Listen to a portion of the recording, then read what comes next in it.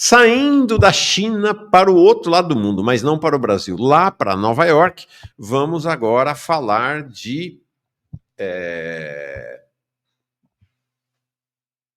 do conflito institucional que está em curso. Então, o Hugo Mota, ontem, entrou com uma ação direta de inconstitucionalidade, de ação direta de inconstitucionalidade, para reverter no plenário do STF a decisão da primeira turma que derrubou a resolução da Câmara que suspendia, que pretendia suspender o processo não apenas referente ao Ramagem, ao deputado Ramagem, que é tema da Câmara, mas a todos os processados, todos os líderes do golpe. Tá? O que o STF fez foi dizer o seguinte, vocês não têm direito de se meter com os outros todos, a Câmara, o tema da Câmara é o Ramagem, mas em relação ao Ramagem, a Câmara só pode sustar o processo, e o STF acatou isso, em relação ao período depois da diplomação dele. Tá? Nem se ele fosse deputado antes, poderia. A gente viu no caso da Carla Zambelli. Né? O Alexandre de Moraes explicou. Uma ação eventual da Câmara só pode suspender processos por ações cometidas no atual mandato. E o chamado atual mandato começa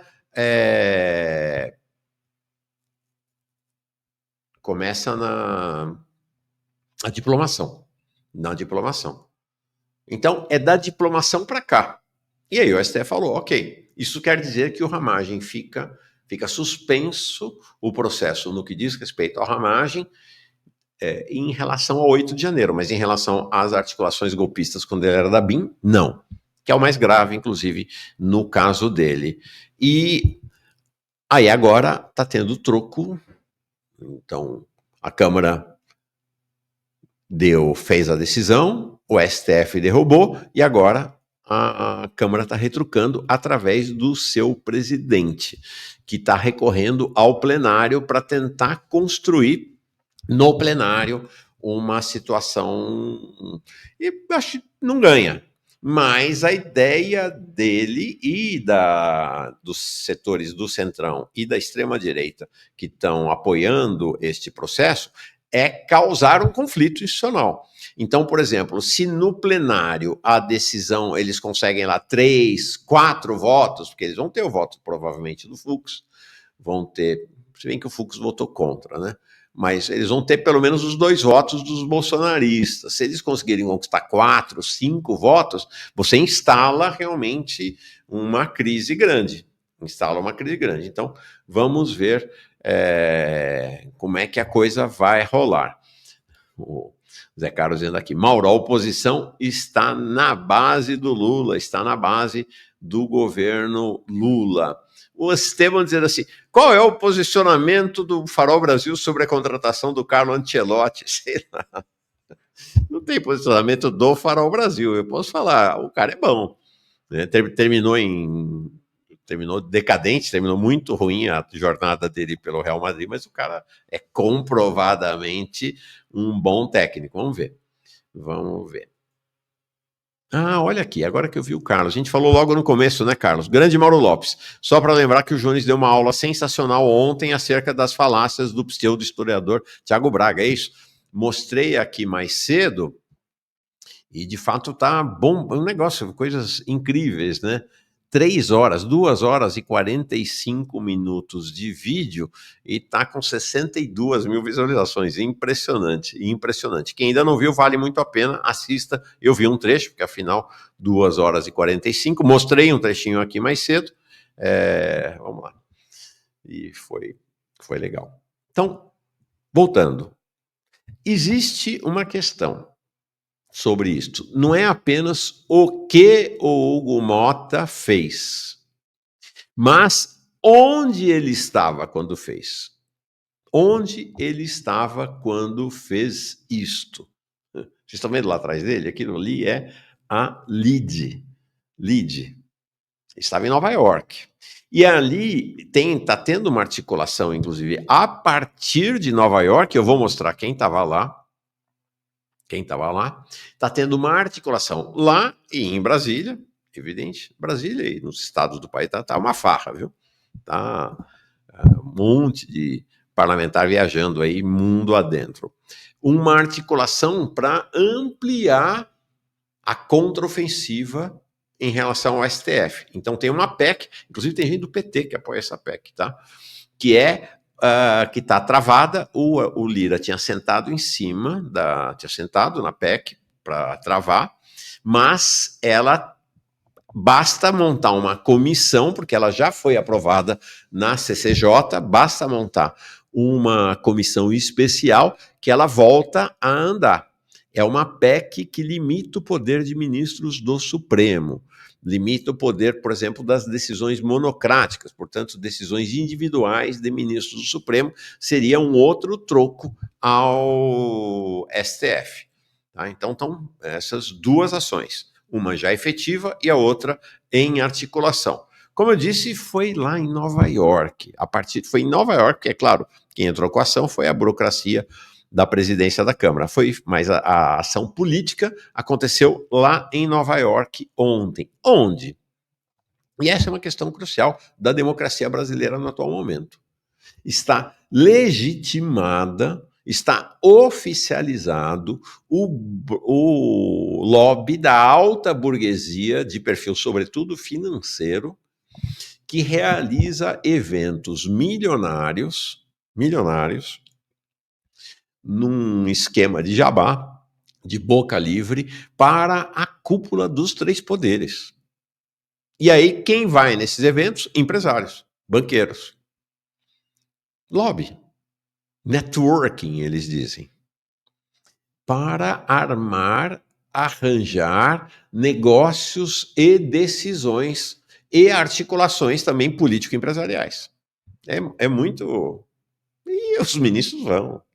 E a cúpula da República vai. Então são dois grupos, como eu disse ontem, o grupo LIDE, que é do João Dória, dono do João Dória. O João Dória se afastou do grupo quando foi prefeito de São Paulo e governador do estado, e o grupo entrou em decadência, agora ele reassumiu e está tentando levantar de novo, está conseguindo levantar. Ela é um lobista impiedoso, assim, e um tomador de dinheiro impressionante, assim, né? O quanto eles conseguem levantar de fundos para esse evento. Então, do lado do LIDE tem o grupo Esfera, comandado pelo conhecido como Camarguinho, João Camargo, filho do velho João Camargo.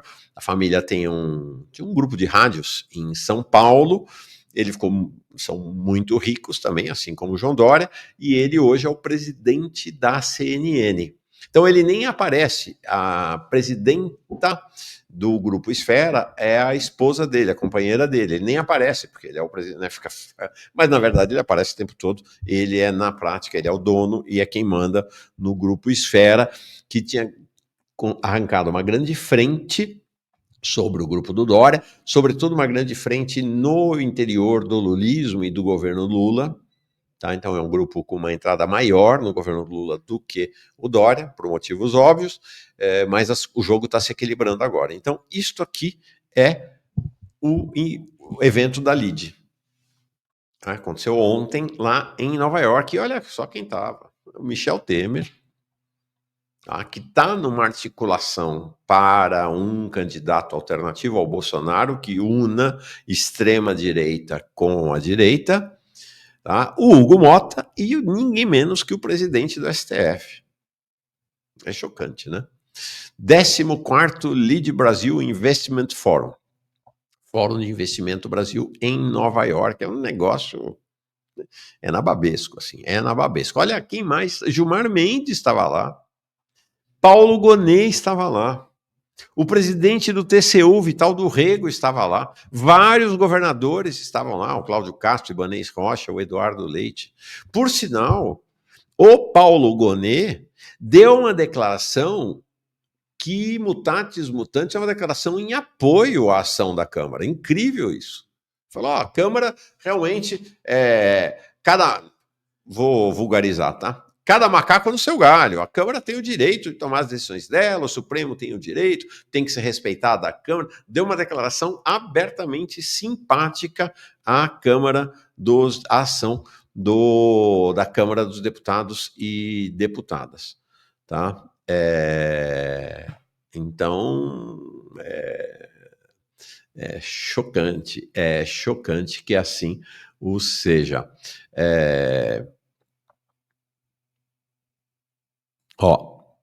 Aí o Esfera. A mesma turma no Esfera. Então tá lá, Hugo Mota, Vital do Rego e Paulo Gonet. Como eu disse, o Grupo Esfera tem uma entrada maior no governo Lula do que o LIDE. 4, nada menos que... Não, 3 ministros do governo Lula. O Dario Durigan, que não é ministro, é secretário executivo, mas quando o Haddad não está, é o segundo homem do Ministério da Fazenda. Ele que foi executivo do WhatsApp, incrível, o executivo do WhatsApp, e hoje é o segundo homem do Ministério da Fazenda, secretário executivo. O Jorge Messias, o ministro da AGU, o Renan Filho, ministro dos Transportes, e aí, além do presidente do TCU, Vital do Rego, outro integrante do TCU, o Bruno Dantas. É muito impressionante isso, é muito impressionante. Então você imagina o que o ministro dos Transportes está fazendo num evento desse, em que as empresas construtoras, empreiteiras estão lá todas presentes, né? Dá para entender qual é a lógica? Essa é a lógica. É a lógica de como se governa o país. Como se governa o país, o governo, e no caso não só o governo, mas o judiciário, o Supremo e o Congresso, a Câmara dos Deputados e o Senado, como um comitê gestor de negócios da burguesia, da alta burguesia local. Né? E aí vai, sobretudo, o capital financeiro, mas não apenas, né? O capital financeiro, o agronegócio, as empresas, o capital extrativista e essas empresas todas que estão abocanhando segmentos, setores cada vez maiores do Estado brasileiro, de empresas de saneamento a hospitais, postos de saúde, escolas e até presídios. Assim caminha o país. Bom, não é apenas... Eles são ousados. Gente, eles são ousados. Eles são ousados.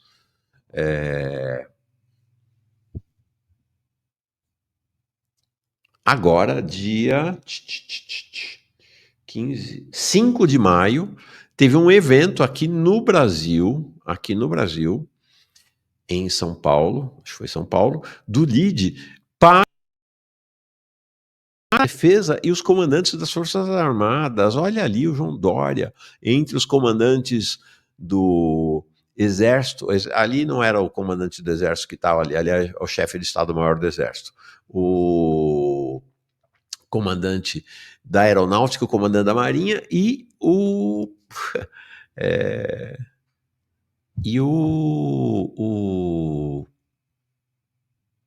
Espera um minutinho só, deixa só eu bloquear um governista radical que está xingando a gente aqui. Pronto. E o Múcio, e o Zé Múcio. É impressionante. Impressionante a penetração, né,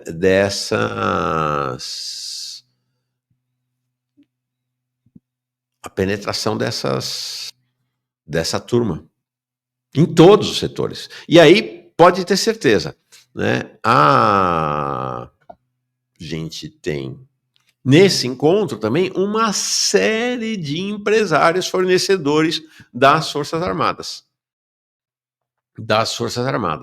Uma série de fornecedores das Forças Armadas. Então, assim caminha a democracia brasileira.